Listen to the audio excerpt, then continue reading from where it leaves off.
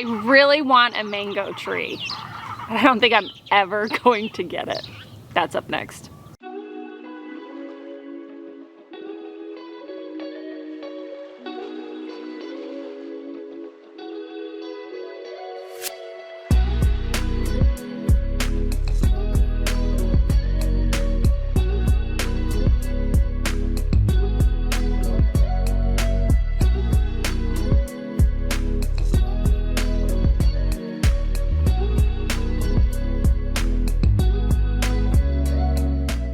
Hello everyone, this is Dwayne. And Lori. And this is Edge of Nowhere Farm. So we're here this morning. It is February. It's cold. I think we were in the low 40s this morning, but it was really cold this winter, right? Yeah. So we had kind of our normal cold weather this winter. We got down to about 25 degrees, which is cold for us.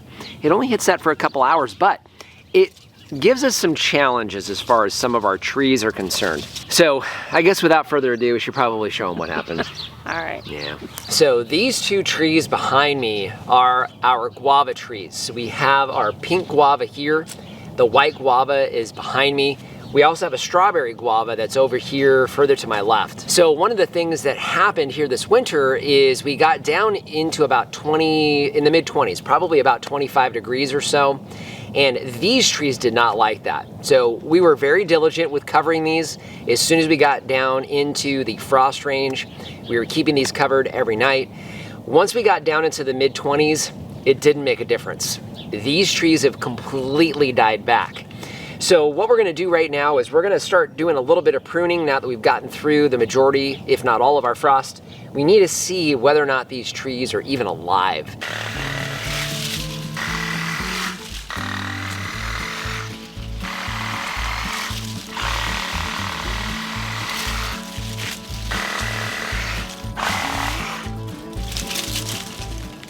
Okay, so we were able to get some of the bigger branches taken off the bottom, clean up the bottom a little bit, see what we're dealing with.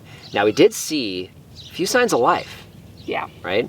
So we've got some new growth down at the base of the tree, so that obviously didn't get zapped by the super cold weather. In addition, peeled back the bark a little bit, about halfway up the trunk, and it is definitely green. So it has definitely survived the scratch test, which means these guavas, they're actually still alive. So even after that 25 degrees, the outside branches are all dead, but the trunk itself is actually still alive. So now, how much do you love guavas? You eat the skin and everything. Okay. Oh.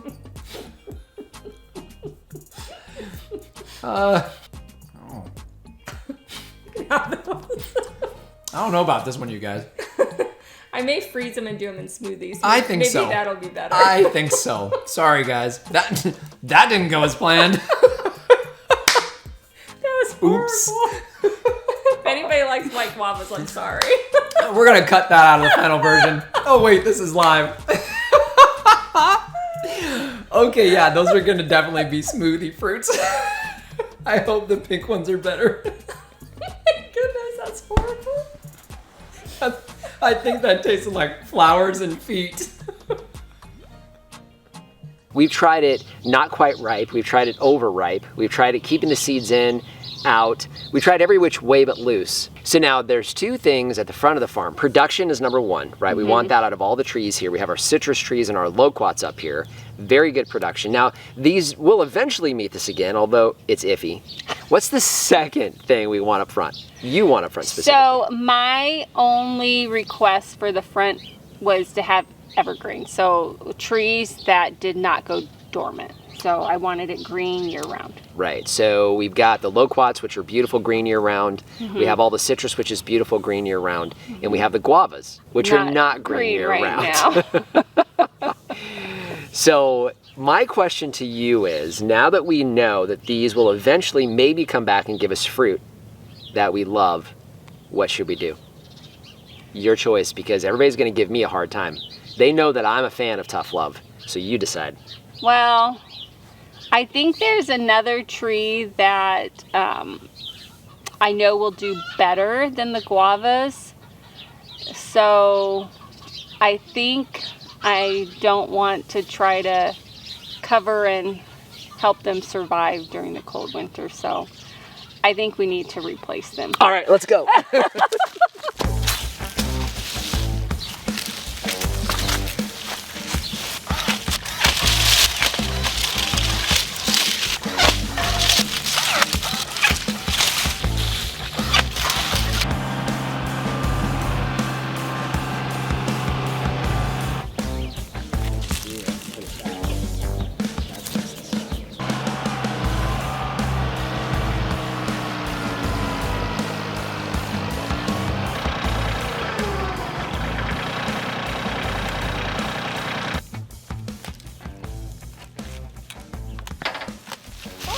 Phew, that freaks me out.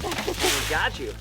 Okay, so this is a rare look at exactly what we want to encourage with all of our fruit trees. You can see the root mass here. Hopefully you get a good shot of it with the camera. You can see they're actually not very deep. We have caliche, everybody here in Arizona knows that. We've got it too, it's down about 1.5 feet to 2 feet. You'll notice we have a couple of low roots here, but no tap roots. There's nothing going really straight down for the most part. They're all going out and pretty evenly coming out from the base of this tree. So even these tropical trees that maybe not ideal, don't have your ideal rootstocks and things like that, you can see they're gonna go out. And the tractor was struggling pulling this up. Now, the tractor's not all that big, but it did take quite a bit, even with this, 3-year-old tree, to get it loosened from the soil. So it definitely had a good hold on the ground here, and just thought I'd show you guys that and get a real good shot of just how wide you want to encourage those roots to grow, and you'll have a nice healthy tree. Of course, this one maybe not quite so healthy anymore.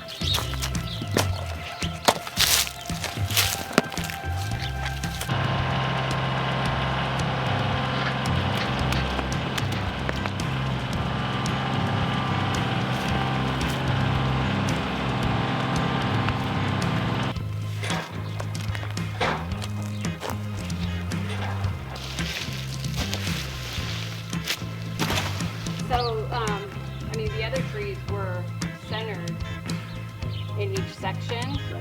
What if we do just right off of this? So like kind of here. So that would be there, and it kind of does create a semicircle. Yeah. Here, I'm gonna drop this here. Okay, so if that was there, how would that look? We've already got ideas as far as what we want to do to replace these trees, but I think we should probably just clarify. We got down to 25 degrees out here in Whitman. Now that's not our coldest. We get down to about 20 degrees out here, which is much colder than you guys in the city. So, you know, guavas, I think in the city, definitely something you can do. I've seen older trees, they do well. I think the biggest thing is we just aren't willing to do what we need to do out here in order to allow those to thrive. Because we would have to not only cover them, we'd have to add a heat source to them, which we're just not willing to do. We're just too busy. So as far as replacements, we know we want something that is productive, right? Has to be productive. And we know it needs to be an evergreen. So what we'll need to do is kind of rearrange some irrigation. We're gonna have to prep the soil, which we're gonna show you guys how we do that in another episode. It's pretty simple, but we do wanna prep it. We wanna know what you guys think would be the best 2 trees to go behind us here. Not tropicals. Not tropicals. We know not. Well, does that mean you're not getting your mango? I think it's officially put to bed, right? I'm so sad. I want one so bad. And I'm like trying to determine if I want to dedicate the time to make sure it doesn't die. That is going to be all you, baby doll. I think all that you. It's not going to be anytime soon. I have too much stuff going on. But if it's not going to be a tropical tree, right?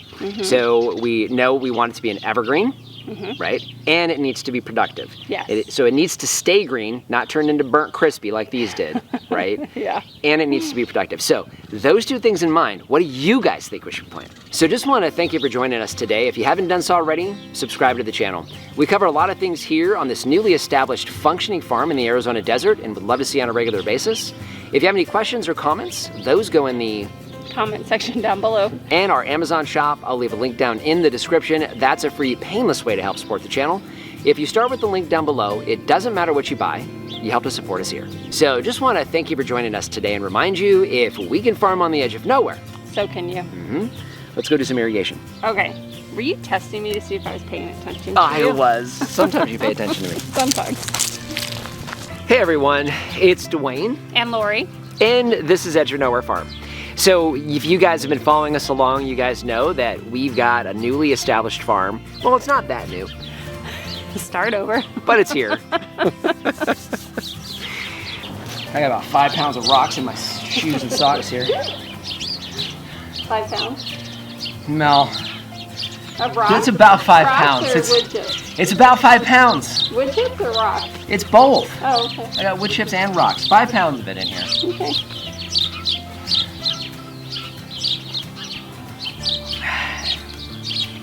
Are we done yet? Those are some long laces. Right? What is happening? Why is Those are it? huge. Why? I'm not gonna say it. Do I even need to say it? No, don't say it. You see that? The little bit of dirt see all- that fell out. 5 pounds. 5 pounds of dirt. 5 pounds of dirt. It's 5 pounds, man. I thought you said of rocks. Yeah, something. Well, when rocks are ground up really, really fine, it becomes dirt. Mm-hmm. So I must have ground all those up. Oh, okay. Yep. Wow. That's hard right there, so we definitely want to get some, we want irrigation on that.